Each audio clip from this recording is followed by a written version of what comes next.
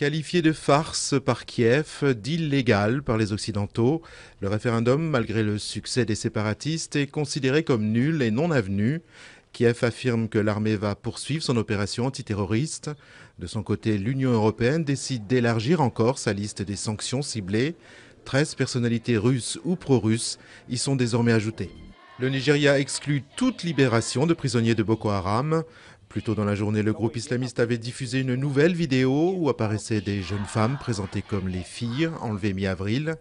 Le message était clair, les lycéennes ne seront libérées qu'en échange de prisonniers appartenant au groupe islamiste.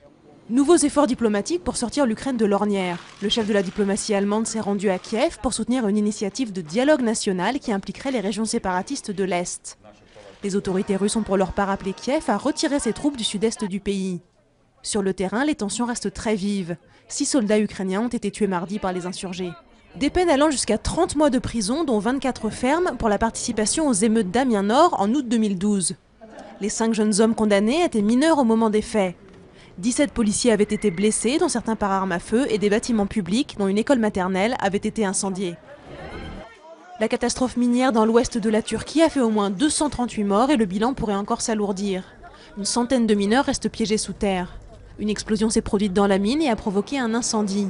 Des manifestations ont eu lieu dans plusieurs villes du pays pour protester contre le gouvernement islamo-conservateur accusé de négligence. Un nouveau décret, déjà rebaptisé décret Alstom, fait couler beaucoup d'encre. Il donne un droit de veto au gouvernement sur des acquisitions par des investisseurs étrangers dans 5 secteurs jugés sensibles, dont l'énergie et les transports. Bruxelles met en garde Paris contre la tentation protectionniste, tandis que Jean-François Copé fustige une nouvelle foucade d'Arnaud Montebourg. Les fonctionnaires dans la rue pour demander le dégel du point d'indice qui sert de base au calcul de leur salaire. Ce point d'indice n'a pas été augmenté depuis juillet 2010. Le gouvernement impose une fin de non-recevoir avec un maintien du gel jusqu'en 2017, accompagné d'un réexamen chaque année. Marie-Lise Lebranchu a toutefois annoncé un coup de pouce de 46 € par mois pour les fonctionnaires les moins bien payés. Jean-François Copé se défend et dénonce des allégations amalgamées et mal vérifiées. Le journal Libération affirme que l'UMP a réglé pendant la campagne de Nicolas Sarkozy pour 20 millions d'euros à des prestataires proches du président du parti pour des événements qui semblent fictifs.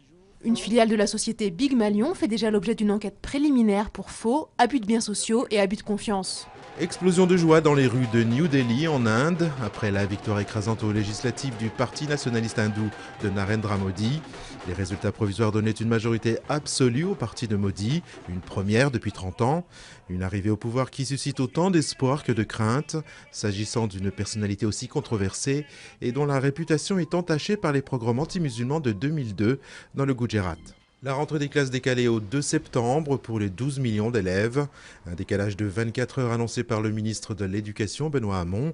Une décision justifiée par un problème informatique qui peine à convaincre, alors que le principal syndicat, hérissé par le calendrier précédent, avait déjà déposé un préavis de grève. La recomposition du paysage français des télécoms s'accélère. Le câble opérateur numérique annonce le rachat de l'opérateur sans réseau propre Virgin Mobile, alors qu'il est également en train d'acquérir SFR. On apprend par ailleurs que les discussions sont engagées entre Orange et Bouygues Telecom pour une éventuelle fusion.